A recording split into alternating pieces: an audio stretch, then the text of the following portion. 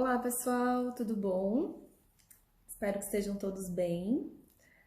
Dando continuidade ao nosso tema do encontro passado, né, que foi feito pela Jamile, sobre as obsessões espiríticas. Hoje eu vou falar sobre as obsessões anímicas. E aí, dando de entrada assim ao nosso assunto, primeira coisa a gente tem que lembrar que, por constituição, a alma do encarnado, da gente aqui encarnado, ela pode ter os mesmos efeitos, produzir os mesmos tipos de comunicação que os desencarnados. Mas quando ela é realizada pelo perispírito do encarnado, a gente vai dizer que é anímico, né? Isso não exclui a possibilidade de um fenômeno ser misto, né? Anímico e espirítico.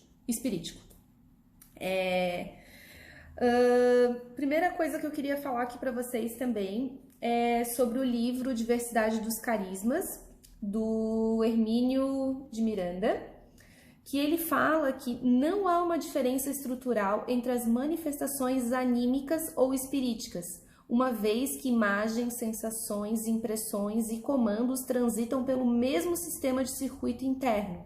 Importante salientar que o fenômeno mediúnico tem sempre um componente anímico e esse pode ter um componente espírita. Por isso, os fenômenos interagem entre si.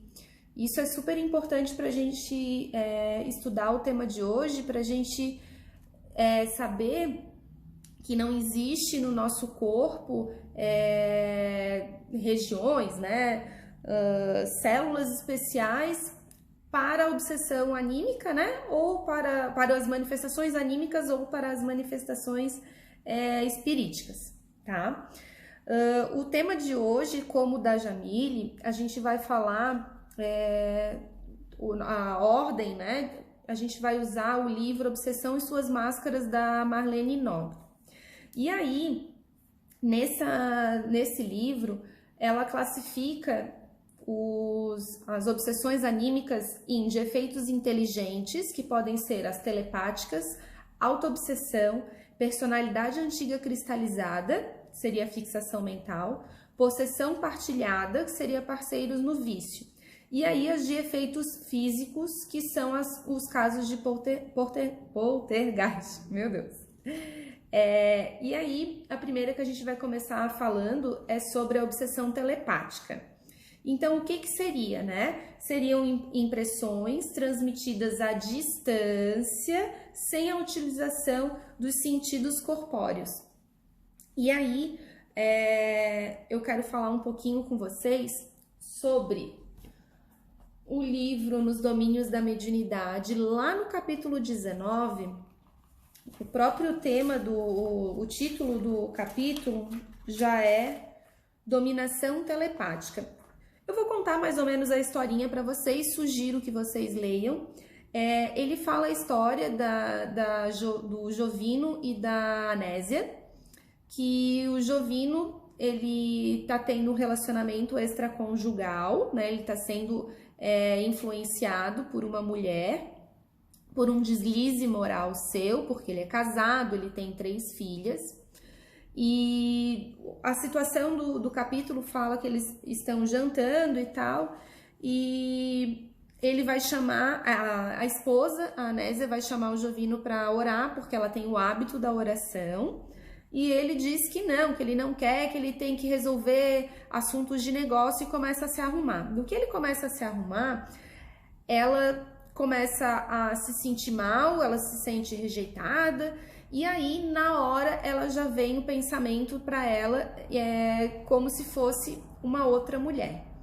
Nisso, a equipe espiritual que está na sala vendo, começa a ver como se fosse flashes. Isso também a Marlene Nobre fala, como se fosse farol, assim, apagando e acendendo e apagando, dentro da sala, a energia dessa mulher que o Jovino está indo encontrar. E de tanto ela ficar no que a Anésia começa continua com os sentimentos ruins, cada vez vai ficando essa presença mais forte dentro da sala, o que faz com que a presença não física vista pelos olhos, porque a Nésia não vê ela, mas a equipe espiritual começa a ver, né, a energia dessa mulher que o Jovino tá saindo.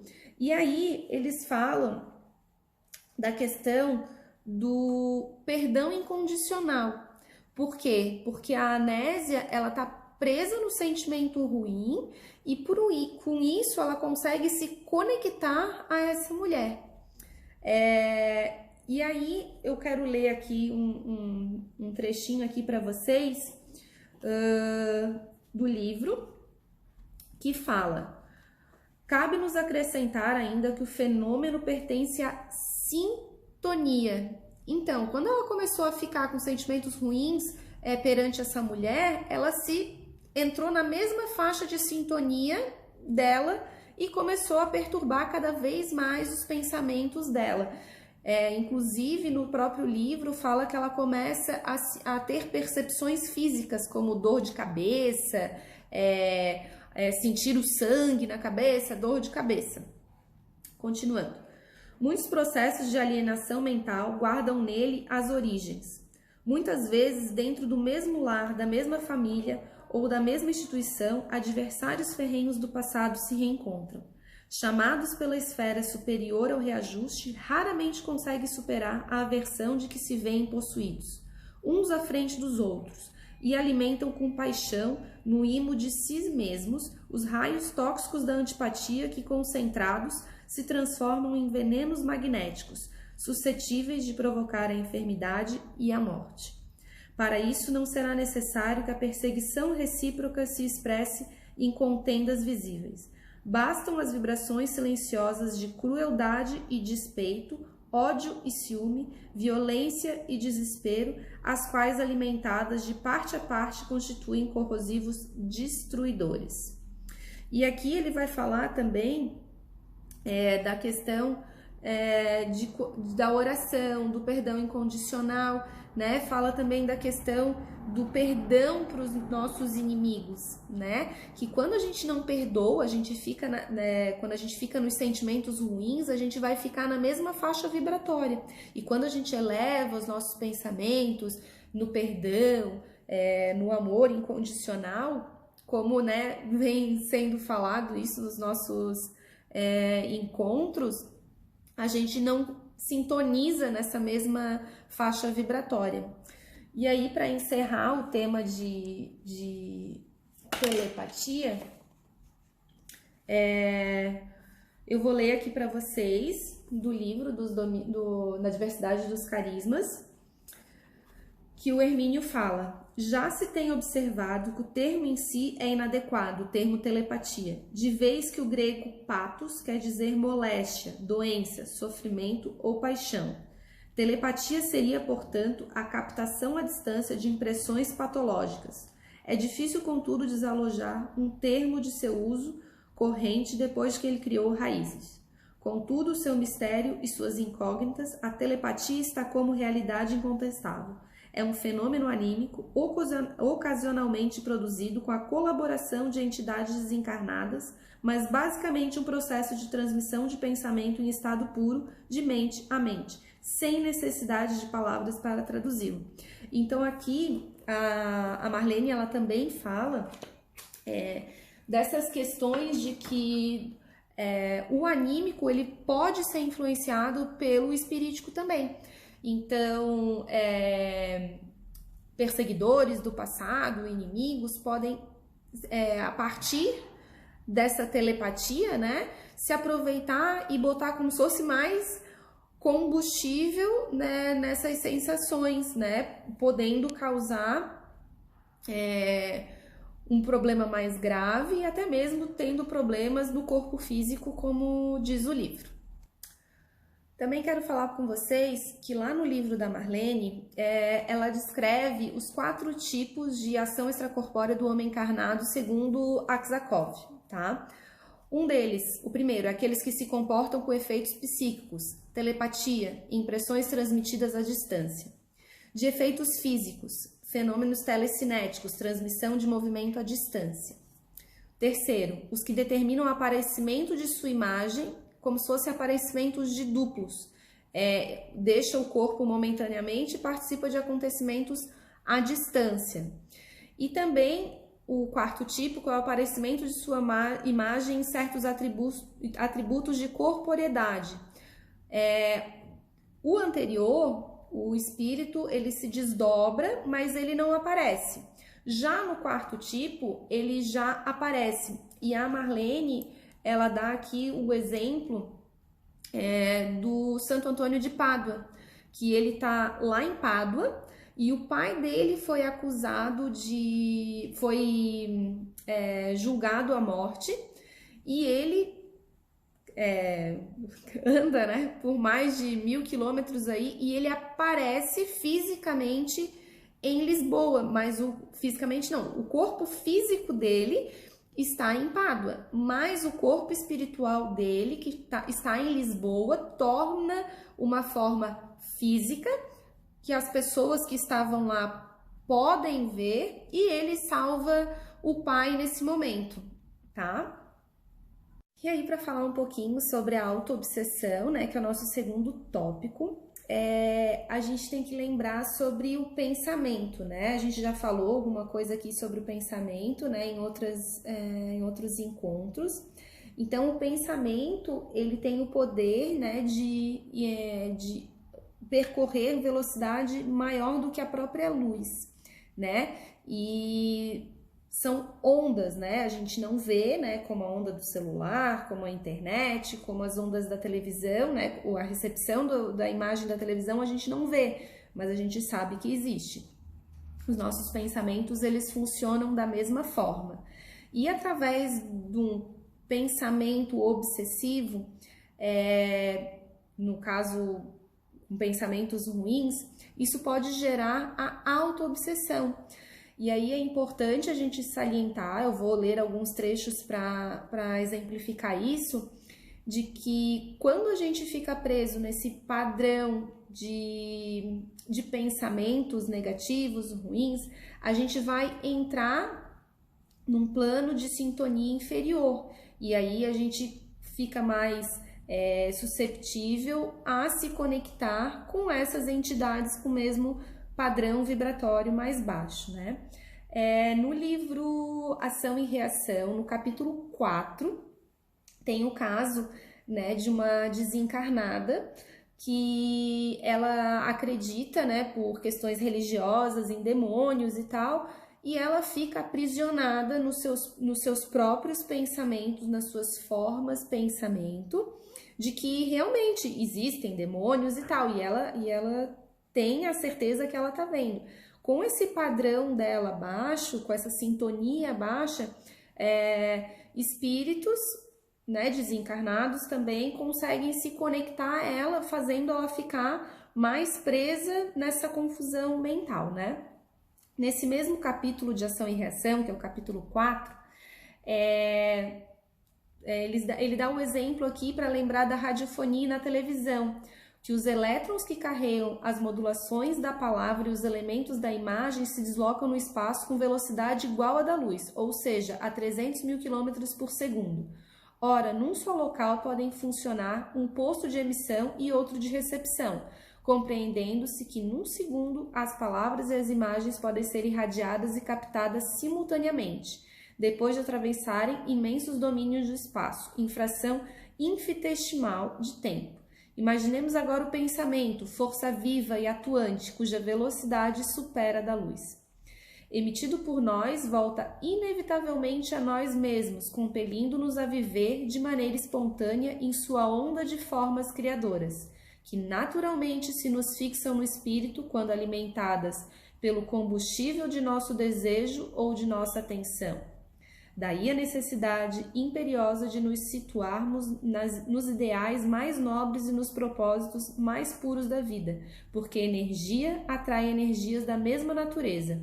E quando estacionários na viciação ou na sombra, as forças mentais que exteriorizamos retornam ao nosso espírito, reanimadas e intensificadas pelos elementos que com elas se harmonizam, engrossando dessa forma as grades da prisão em que nos detemos irrefletidamente, convertendo-se-nos a alma num mundo fechado, em que as vozes e os quadros de nossos próprios pensamentos, acrescidos pelas sugestões daqueles que se ajustam ao nosso modo de ser, nos impõem reiteradas alucinações, anulando-nos de modo temporário ou os sentidos sutis. Reafirmando aqui o que eu falei. A Marlene também, ela dá um exemplo do livro Libertação, de um policial que ele foi muito cruel e quando ele chega na idade avançada, na terceira idade, ele começa a se sentir muito culpado. E aí entidades se aproveitam, né, dessa culpa dele e vão piorando essa auto-obsessão dele. E, inclusive, no livro, eles falam que ele fica com problemas mentais, com alucinação e também com problemas no fígado, com uma cirrose agravada. E aí, falando da auto-obsessão, acho que é bem importante a gente falar da questão da reforma íntima, né?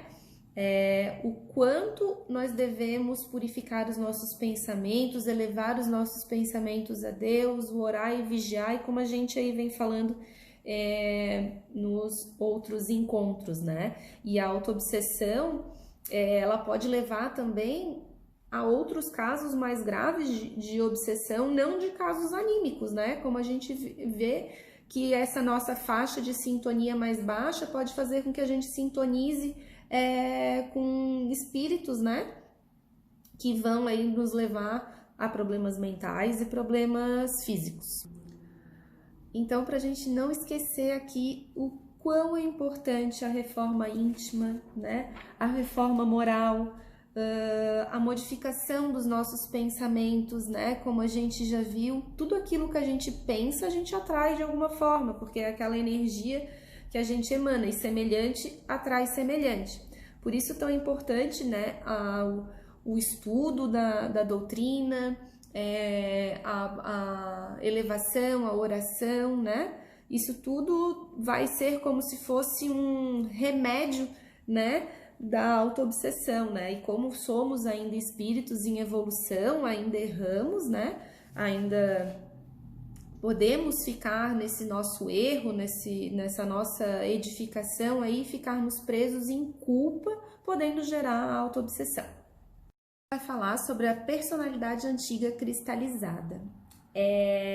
Então, o que seria isso? É uma personagem, né? Uma nossa outra vida influenciando na vida atual, comprometendo o equilíbrio mental, né? E espiritual do encarnado.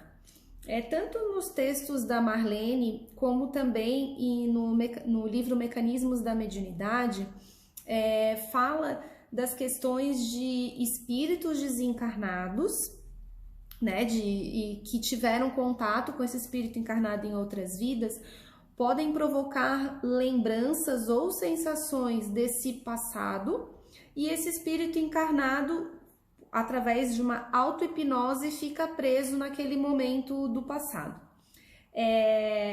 Vou ler aqui um texto que não é do livro que a gente está falando, né, Obsessão e Suas Máscaras, mas é também da Marlene, que é o livro Obsessões e Psicopatologias.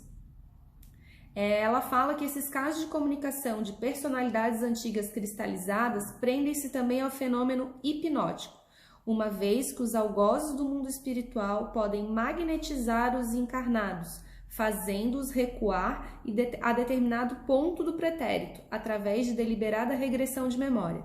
Com isso, mantém a pessoa em certo tipo de recordação segundo as dívidas kármicas que possua. Também no livro, no Mecanismos da Mediunidade, lá no capítulo 23, sobre animismo, também vai ter um texto falando isso, e aí eu quero ler um pouquinho aqui para vocês. Sobre o aspecto de obsessão e animismo, surpreendemos multiformes processos de obsessão, nos quais inteligências desencarnadas de grande poder senhoreiam vítimas inabilitadas à defensiva, detendo-as por tempo indeterminado, em certos tipos de recordação, segundo as dívidas kármicas às que se acham presas. Então, os textos falam bem parecidos, né? E é legal a gente falar que para a psiquiatria, né, na parte médica, isso pode ser como um transtorno de personalidade, uma psicose, né, sem a visão do mundo espiritual. Muitas vezes, aqui a Marlene ela dá o exemplo de mendigos que ficam presos, né, achando que são reis, que são rainhas. Isso tem a ver com essa personalidade antiga cristalizada. Que nessa vida o pensamento ainda fica preso lá na vida anterior. Também ela fala, né, da questão da auto-hipnose, então é um processo anímico, né? E aí, normalmente, o que desperta aquilo são as lembranças de algum trauma, né, alguma coisa que marcou essa vida passada. E aí, mais uma vez, né, a gente traz a questão da mudança de pensamento, mudança de hábitos, a reforma íntima, né, o hábito da oração. Isso vai ser importante na questão também da personalidade antiga cristalizada. Sugiro também vocês lerem, além do livro, do capítulo 23, Mecanismos da Mediunidade, o capítulo 24, que é sobre obsessão. E aí fala também, né, da questão do tema que a gente está falando, e o capítulo seguinte ainda é sobre oração. Então, recomendo vocês a lerem esse livro, eu já mandei, né, mas a gente encontra aí em PDF para ler.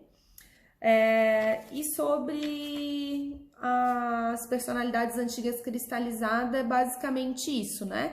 Então, é o retorno de uma lembrança de uma vida passada e que por auto-hipnose a pessoa fica ali presa e que pode ser desencadeada, né, por espíritos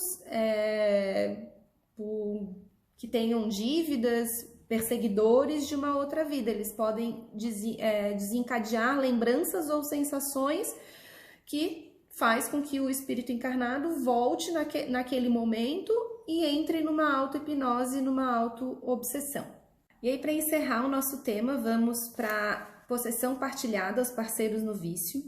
E a Marlene, quando vai falar sobre esse tema, ela fala que é muito difícil a classificação, porque por muitas vezes a predominância é do encarnado, mas também do desencarnado, podendo ser com percentuais aí diferentes, mas na grande maioria 50%, 50%, né, de responsabilidade. E aí eu quero ler um trechinho aqui que ela botou no livro, que na verdade muitas vezes nos perguntamos se não deveríamos colocar a possessão partilhada entre as obsessões espiríticas, já que o termo possessão está indicando a subjugação de um encarnado por espírito já enfaixado da matéria. Na série André Luiz fica bem claro, porém, que na maioria dos casos de viciados de qualquer natureza, a responsabilidade do espírito encarnado é muito grande, referindo-se especificamente ao conluio entre Cláudio Nogueira e os parceiros desencarnados.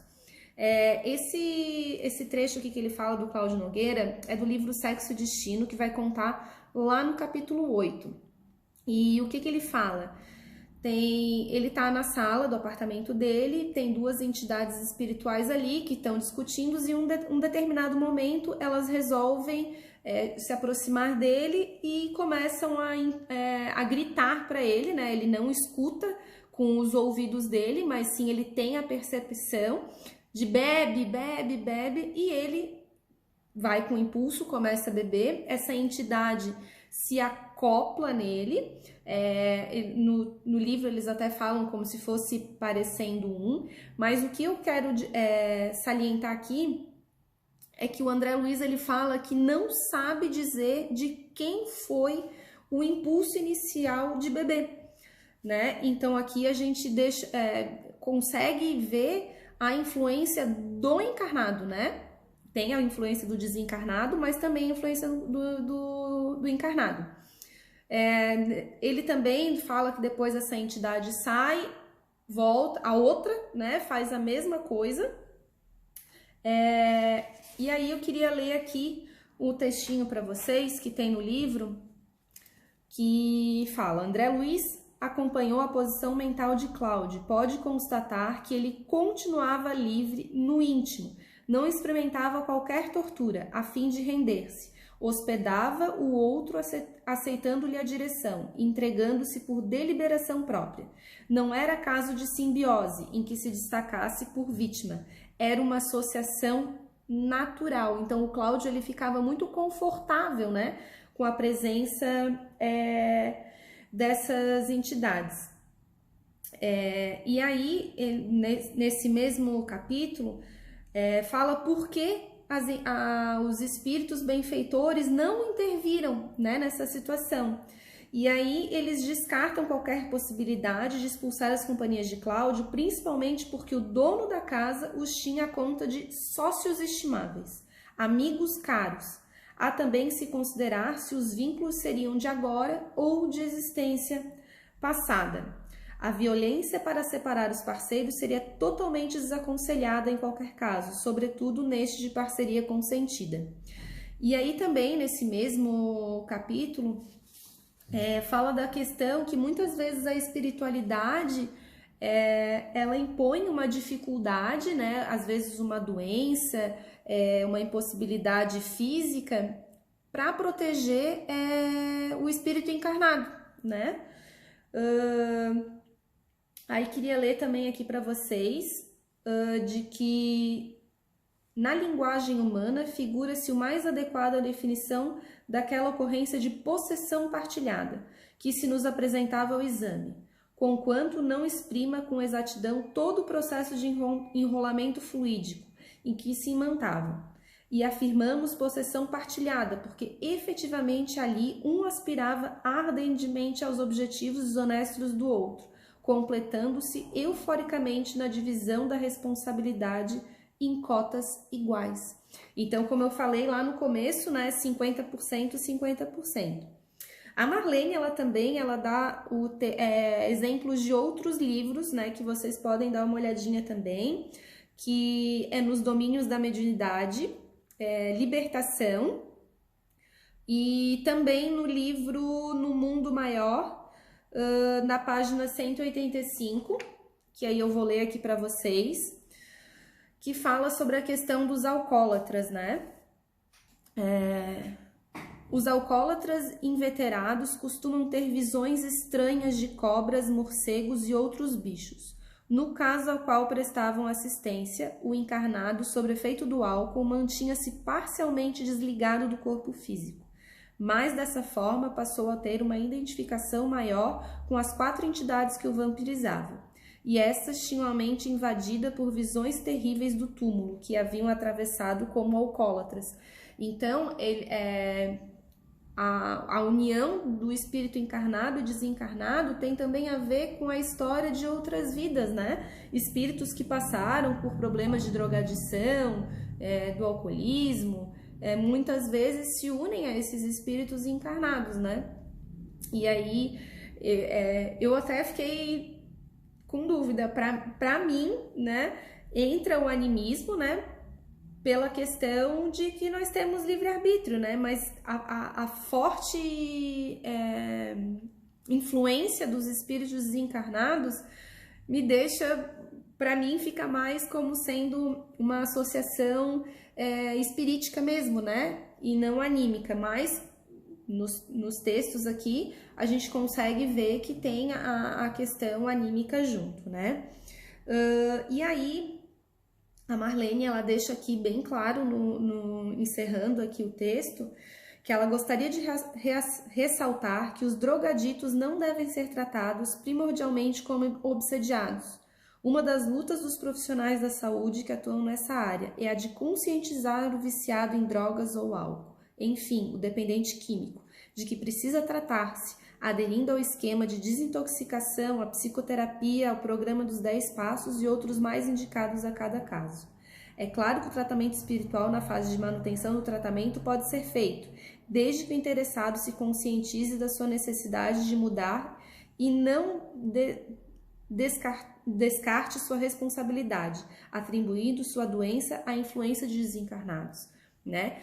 Então, aqui a gente deixa claro que muitas vezes o desencarnado, ele vem para próximo do encarnado por influência do encarnado, né? Por vontade do encarnado nas drogas químicas, né? No alcoolismo, nas drogas, enfim. Gostei muito de estudar esse tema aqui com vocês, espero que vocês tenham gostado, né? Durante os vídeos todos eu falei aí os livros, né, que eu passei aqui para vocês, os capítulos. Espero que vocês leiam com atenção, para a gente embasar mais ainda esse tema tão enriquecedor.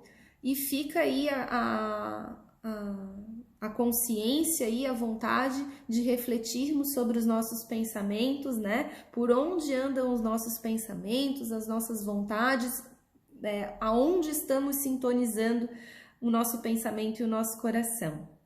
Fiquem todos com Deus e até a próxima. Beijo!